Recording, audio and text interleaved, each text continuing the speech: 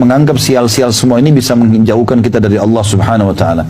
Yang pertama, orang yang tatayur, menggantungkan nasib pada benda, tidak memiliki rasa tawakal kepada Allah Subhanahu wa taala dan senantiasa bergantung kepada selain Allah Subhanahu wa taala.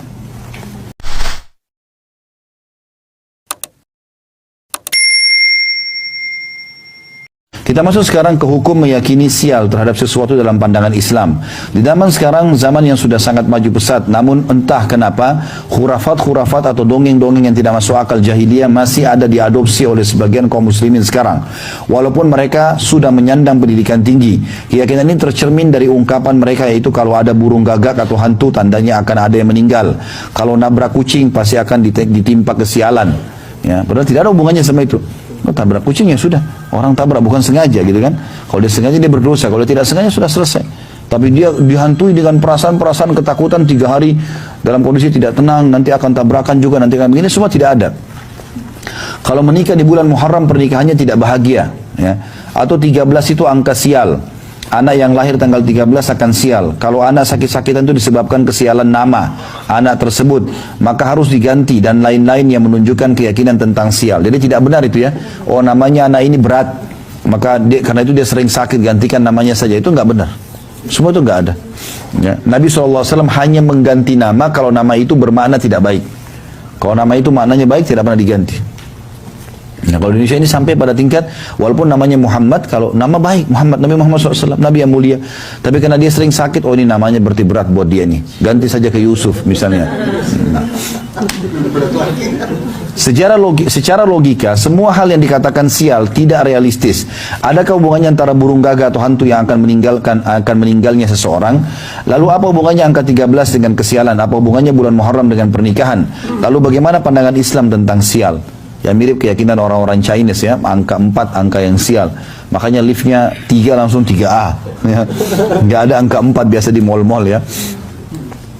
Keyakinan sial terhadap sesuatu di dalam Islam dinamakan tatayur atau menggantungkan nasib pada burung ya, atau tiarah. Islam memandang tatayur sebagai perbuatan syirik asgar atau syirik kecil, yaitu menyekutukan Allah Subhanahu wa taala. Sebagaimana sabda Nabi SAW, at-tiyaratu syirkun, wat-tiyaratu syirkun, thalathan. Beranggapan sial adalah kesyirikan. Beranggapan sial adalah kesyirikan, beliau menyebutnya sebanyak 3 kali. Hadis Abu Daud nomor 3910. Hadis ini dengan sangat jelas menunjukkan bahwa tiara adalah beranggapan sial terhadap termasuk bentuk syirik. Kesyirikan dalam masalah tiara ini bisa dirincikan menjadi 2. Jadi tiara ini diambil dari kata-kata tair yang berarti burung ya. Jadi orang-orang Arab jahiliyah dulu di Mekah sini itu punya tradisi Bapak Ibu sekalian. Mereka kalau mau safar, mereka ambil burung apa saja termasuk merpati, lalu mereka lepas. Kalau mereka ini timur dan barat misalnya. Kalau mereka mau ke arah timur dan burungnya pas terbang ke timur, berarti mereka menganggap nasibnya baik. Kalau burungnya ke arah barat, lawan arah, berarti dia akan sial, dia nggak mau pergi. Tapi ini burungnya kebetulan lagi ke kanan. Ya. Kalau burungnya jantan, ada burung betina dikejar sama dia kan bisa saja. Tapi begitulah keyakinan orang-orang jahiliyah dulu ya. Itu tidak boleh. Cara yang kedua, mereka mencabut bulu burung kemudian ditulisi di atasnya. Misalnya lakukan, yang kedua tidak lakukan, yang ketiga kosong. Ditaruh dalam sebuah kotak, lalu mereka punya dukun. Ya, dukunnya itu simpan kotak itu. Dia bayar ke dukun itu. Jadi kapan dia mau safar, kapan dia mau nikah, kapan dia mau buka usaha, dia datang ke dukun terus ambil kotaknya. Lalu dia mengambil dengan cara tidak melihatnya. Kalau keluar bulu yang tertulis lakukan, berarti dia anggap dia akan nasib baik. Kalau keluar yang tidak lakukan, berarti dia kalau paksakan akan bahaya. Kalau keluar yang kosong, dia harus ulangi supaya keluar hal-hal dari keduanya. Tradisi jahiliyah dulu. Seperti itulah keadaan mereka. Nabi SAW ingatkan, beranggapan tiara itu mengandung nasib begitu adalah kesyirikan. Sampai 3 kali Nabi SAW ulangi. Tiara ini bisa dirincikan menjadi 2. Yang pertama, jika menganggap bahwa yang mendatangkan manfaat atau mudarat adalah makhluk, ini syirik besar. Kalau orang sakit, ya itu Allah Subhanahu Wa Taala yang menguji dia. Dia harus yakin Allah Subhanahu Wa Taala ciptakan dia, Allah ciptakan penyakit, Allah juga akan sembuhkan. Gitu kan? Kalau dia dapat nikmat, Allah ciptakan dia, Allah ciptakan nikmat itu, Allah juga yang akan bisa mempertahankannya. Ya. Semua ini yang lain adalah sebab-sebab saja. Yang kedua, jika menganggap bahwa yang memberi manfaat atau mudarat hanyalah Allah, namun makhluk hanyalah sebagai sebab, ini termasuk syirik kecil. Ya. Syirik dibagi oleh ulama menjadi 2, syirik akbar atau syirik besar. Seperti menyembah batu, berhala, pohon, menyembelih kepada selain Allah, meminta kepada orang yang sudah mati dan lain-lain. Sementara syirik asgar atau syirik kecil seperti bersumpah dengan nama selain Allah, menganggap sial terhadap sesuatu atau riya dalam ibadah dan lain-lain. Perbedaan antara syirik besar dan syirik kecil adalah syirik besar mengeluarkan pelakunya dari agama Islam dan membatalkan seluruh amalnya serta membuatnya kekal dalam neraka karena pelakunya termasuk kepada kelompok orang-orang kafir dan musyrik. Kalau dia meninggal tidak sempat taubat ya. Adapun syirik kecil maka tidak mengeluarkan pelakunya dari agama Islam dan tidak membuatnya kekal dalam neraka karena pelakunya masih tetap dikategorikan seorang muslim. Syirik merupakan dosa yang paling besar, bahkan pelakunya tidak diampuni oleh Allah Subhanahu wa taala apabila dia mati dalam keadaan tersebut dan belum sempat bertaubat kepada Allah Subhanahu wa taala. Allah sebutkan dalam surah An-Nisa ayat 48. A'udzubillahi minasyaitonir rajim. Innallaha la yaghfiru an yushraka bihi wa yaghfiru ma duna dzalika liman yasha'. Sesungguhnya Allah tidak akan mengampuni dosa karena mempersekutukan Allah atau syirik, dan dia mengampuni apa atau dosa yang selain syirik itu bagi siapa yang dia kehendaki. Tatayur atau keyakinan sial terhadap sesuatu berasal dari kata tayr yang artinya burung, sebab penamaan tersebut sebagaimana dijelaskan oleh Ibnu Qayyim yang wafat tahun 751 Hijriah rahimahullah, beliau berkata, dahulu mereka suka menerbangkan atau melepas burung. Jika burung itu terbang ke kanan, maka mereka menamakannya dengan sanih. Bila burung itu terbang ke kiri, maka mereka menamakannya barih. Kalau terbangnya ke depan dinamakan natih, dan manakala ke belakang maka mereka menamakan qa'id. Sebagian bangsa Arab menganggap sial dengan tarih atau barih, terbang ke arah kiri ya. Dan menganggap mujur dengan sanih atau burung yang terbang ke arah kanan. Nah, lagi yang beranggapan atau pendapat yang lain. Tatayur juga atau merasa sial tidak terbatas hanya pada terbangnya burung, tapi pada nama-nama, bilangan, angka, orang-orang cacat dan sejenisnya. Semua itu diharamkan dalam syariat Islam dan dimasukkan dalam kategori perbuatan syirik oleh Rasulullah SAW. Karena orang yang bertatayur menganggap hal-hal tersebut membawa untung dan celaka. Keyakinan seperti ini jelas menyalahi keyakinan tentang takdir atau ketentuan Allah yang Maha Suci dan Maha Pemurah. Menurut Syekh Muhammad bin Shalih Al-Utsaimin wafat 1421 Hijriah rahimahullah, tatayur adalah menganggap sial atas apa yang dilihat, didengar atau yang diketahui. Seperti yang dilihatnya, yaitu seperti melihat burung lalu ia menganggap akan menjadi kesialan karena dianggap burung yang menakutkan. Yang didengar seperti mendengar seseorang mengatakan kepadanya wahai kerugian dan orang sial, maka ia menganggap ucapan tersebut menjadi kesialan baginya. Dan yang diketahui seperti mengetahui tanggal, angka atau bilangan. Tatayur meniadakan tauhid dari dua segi. Dan artinya menganggap sial-sial semua ini bisa menjauhkan kita dari Allah Subhanahu wa taala. Yang pertama, orang yang tatayur menggantungkan nasib pada benda tidak memiliki rasa tawakal kepada Allah Subhanahu wa taala dan senantiasa bergantung kepada selain Allah Subhanahu wa taala. Yang kedua, ia bergantung kepada sesuatu yang tidak ada hakikatnya dan merupakan sesuatu yang termasuk takhayul dan keraguan-raguan. Ibnu Qayyim rahimahullah kembali menuturkan orang yang bertatayur itu tersiksa jiwanya, sempit dadanya, tidak pernah tenang, buruk akhlaknya, dan mudah terpengaruh oleh apa yang dilihat dan didengarnya. Mereka menjadi orang yang paling penakut, paling sempit hidupnya, dan paling gelisah jiwanya. Banyak memelihara dan menjaga hal-hal yang tidak memberi manfaat dan mudarat kepadanya. Tidak sedikit dari mereka yang kehilangan peluang dan kesempatan untuk berbuat kebaikan. Jadi kalau orang nasibnya atau selalu digantungkan nasibnya, misalnya kalau keluar pada tanggal begini akan begini, atau keluar pada saat atau misalnya tidak meletakkan sesuatu di rumah pada saat pindah rumah dengan kertas ini atau tulang ini, maka akan terjadi seperti ini. Ini semua membuat jiwanya tidak tenang karena selalu bergantung pada benda-benda itu. Seorang muslim tidak ada urusannya dengan masalah itu semuanya. Dia cuma tahu halal atau haram ya. Kalau ada rumah yang dianggap oh ini karena ada ruh gentayangan ya, ini ada orang bunuh diri, nggak usah beli saja. Sebagai orang muslim tidak apa-apa, nggak ada urusannya. Kalau seandainya betul ada ruh gentayangan, kira-kira ada tempat di muka bumi yang tidak ada gentayangannya? Ya? Semuanya ada, pasti kan gitu. Orang semuanya di mana-mana banyak yang mati. Dulunya ada sebuah tempat pembantian massal mungkin di zaman Belanda, sekarang sudah jadi jalan raya. Apa hubungannya? Nggak ada hubungannya sama sekali. Ya, nggak ada hubungannya sama sekali nggak ada hubungannya. Jadi kalau ada yang menganggap ini rumah sial, ini rumah begini dan begitu, itu tidak benar semuanya. Tidak benar. Masalah kasusnya sederhana. Halal atau haram? Kalau uangnya haram biar mewah, panas, nggak bisa kita tinggal di sana. Susah. Uangnya halal biar gubuk jadi enak. Konsepnya sederhana, gitu kan? Nggak ada sama sekali. Dan syaitan suka menggoda manusia.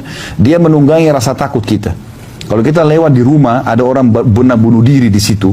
Misal kita lewat pagarnya rumah itu 10 meter. Maka kalau kita lewat, syaitan di situ akan kerumun, mengatakan tuh ada perempuan yang gantung diri, rambutnya panjang, matanya belalak, darah dari mulutnya.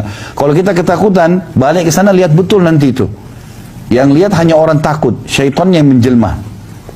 Tapi kalau kita tidak takut, walaupun kita merinding, a'udzubillahi minasyaitonirrajim, nggak ada lihat apa-apa. Yang takut saja yang melihat. Itu permainan syaitan. Ini disebutkan dalam surah Jin. Ya, surah Jin itu sebab turunnya surah ini, surah nomor 72 dalam Al-Quran, sebab turunnya karena orang-orang Arab jahiliyah dulu di Mekah ini, mereka kalau lagi mengadakan perjalanan ke satu tempat, maka kalau istirahat di satu lembah, mereka pemimpin kafilah itu mengambil setengah bekal makanan mereka, kemudian mereka keluar, pergi ke tengah-tengah lembah lalu bilang, wahai penjaga lembah jangan ganggu kami ya, ini setengah bekal kami. Itu tidak ada sebab, nggak ada apa-apa. Semua muka bumi ini, mau lautan, mau gunung, mau daratan, mau padang pasir, ciptaannya Allah. Bapak ibu mau hidup dimanapun aman. Orang mukmin tahu masalah itu. Tidak ada sesuatu yang ditakuti gitu. Dia hanya takut kepada Allah SWT. Maka ini teman-teman sekalian terjadi. Maka Allah SWT mengatakan tentang jin-jin di sekitar lembah itu, fazaduhum rahaqa. Maka jin-jin dan syaitan di lembah itu makin mengerjai mereka. Jadi sebenarnya tergantung kita saja. Gitu kan? Kalau kita takut-takutin diri kita, maka akan jadi seperti itu. Jadi dalam Islam nggak ada namanya ruh gentayangan, nggak ada. Nggak ada ceritanya pocong keluar dari kuburan, ketuk-ketuk rumah minta makan, minta minum, nggak ada.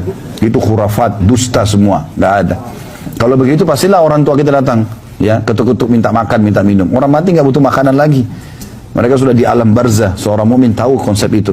Di alam barzah tidak ada lagi makan, tidak ada minum. Mereka tinggal menunggu hari kebangkitan. Cuma jadi taman dari taman surga, lubang dari lubang neraka. Ada bahasan panjang masalah itu, masalah kuburan. Ada saya sudah jelaskan di YouTube, Bapak Ibu bisa ikuti insya Allah. Selama di sini juga bisa diikutin kalau ada berhubungan dengan masalah itu di YouTube. Baik, selanjutnya Ibnu Qayyim mengatakan orang yang bertatayur itu tersiksa jiwanya, sempit dadanya, tidak pernah tenang, buruk akhlaknya, dan mudah terpengaruh oleh apa yang dilihat dan didengarnya. Setiap lihat ini kayaknya sial nih, ini kayaknya ketakutan sendiri. Nah, itu. Mereka menjadi orang yang paling penakut, paling sempit hidupnya dan paling gelisah jiwanya. Banyak memelihara dan menjaga hal-hal yang tidak memberi manfaat dan mudarat kepadanya. Tidak sedikit dari mereka yang kehilangan peluang dan kesempatan untuk berbuat kebaikan. Di sini teman-teman, pedagang-pedagang, gak ada yang pasang pelaris-pelaris, tidak perlu pelaris. Yang penting rezekinya, sumbernya, ya itu mau untung gampang berdagang. Saya juga salah satu praktisi dagang gitu. Modalnya halal, produknya halal, sistemnya halal. Untung, gak usah ragu. Tidak usah panggil-panggil pergi ke orang-orang bodoh itu, ya. Ya, tidak usah bilang orang pintar, orang bodoh itu datangin, minta supaya begini begitu, dusta semua, kebohongan, penipuan, ya. Itu minta tolong sama syaitan, nggak boleh didatangin, nggak boleh sama sekali, ya. Dari apa yang disabdakan oleh Nabi SAW dan apa yang dijelaskan Ibnu Qayyim rahimahullah dan juga dari Syekh Utsaimin, telah jelas bagi kita bahwasanya tatayur atau menganggap siap terhadap sesuatu merupakan perbuatan syirik dan keyakinan orang-orang jahiliyah yang telah dihapus oleh agama Islam. Selain itu, tatayur juga merupakan bentuk percaya kepada sesuatu yang tidak ada hakikatnya dan bentuk tidak ada tawakalnya kepada Allah Subhanahu wa taala. Menganggap sial pada sesuatu, yang pertama menganggap anak sakit-sakitan karena nama yang terlalu berat dipikul sehingga harus ada pengganti nama. Keyakinan ini banyak diyakini oleh masyarakat padahal tidak ada hubungannya antara penyakit dengan nama selama nama tersebut merupakan nama yang baik. Namun apabila nama anak itu memang buruk maknanya, maka memang seharusnya diganti. Bukan karena kita meyakini hal tersebut menjadi penyebab sakitnya anak, akan tapi nama yang buruk seharusnya diganti sebagaimana sabda Nabi SAW, atau beliau mengganti nama orang-orang yang buruk. Jadi kalau namanya misalnya tidak baik ya, maka itu diganti. Tapi kalau namanya sudah baik, nggak akan hubungannya sama penyakitnya. Ya. Jadi pernah satu kali Nabi SAW lagi mau perah susu unta, lalu beliau bilang sama para sahabat, siapa yang memerah susu buat kami? Ada satu berdiri mengatakan, saya Rasulullah. Kata Nabi SAW, siapa namamu? Dia bilang, nama saya Harb. Harb itu perang. Perang. Kata Nabi SAW, duduk, jangan kau. Siapa yang memerah lagi? Berdiri yang kedua. Lalu Nabi SAW tanya, siapa namamu? Dia bilang, nama saya Mur. Mur itu pahit. Ya aneh-aneh orang kasih nama. Maka kata Nabi SAW, duduk, jangan kamu. Lalu siapa lagi pernah buat kami? Berdiri orang ketiga mengatakan, saya Rasulullah. Kata Nabi SAW, siapa namamu? Dia bilang, Yaish. Yaish itu artinya hidup. Kata Nabi SAW, perahlah. Artinya nama memang berpengaruh. Ya nanti kita lanjutkan ini insya Allah ya, besok bahasan ini. Tapi yang jelas, saya mau sampaikan kembali juga ada satu kisah juga. Nabi SAW pernah lewat sebuah gunung. Gunung itu rupanya dua gunung, beliau jalan, lalu beliau berusaha berhentiin pasukannya, sebentar berhenti. Siapa yang tahu nama dua gunung ini? Ada sahabat yang katakan, saya Rasulullah. Yang sebelah kanan anda namanya Fadih. Fadih itu pembongkar aib. Ya. Lalu orang itu bilang, yang sebelah kiri anda namanya Mukhzi, penghina. Kata Nabi SAW, jangan lewat di sini, cari jalan lain. Jadi memang nama itu punya pengaruh, tapi kalau nama itu tidak baik, Tapi kalau dasar itu namanya baik, misalnya ada orang namanya Muhammad tadi saya bilang, lalu dia sakit-sakit, nggak ada hubungannya dengan itu, karena Muhammad namanya baik, gitu kan? Allahu a'lam. Ini bahasan kita, insya Allah kita lanjutkan lagi besok, masih bahasan yang sama, dan saya akan hubungkan besok dengan masalah ruqyah ya, ruqyah syariah. Insya Allah kita akan bahas besok tentang masalah pengobatan sihir, ain dan seterusnya, masih berhubungan dengan masalah bahayanya syaitan ini. Ya, insya Allah kita ketemu lagi dan insya Allah masih lanjutkan taklimnya, buku-buku masih ada kita bahas di Madinah nanti. Begitu saja. Subhanakallahumma bihamdika, asyhadu an la ilaha illa anta astaghfiruka wa atubu ilaik. Wassalamualaikum warahmatullahi wabarakatuh.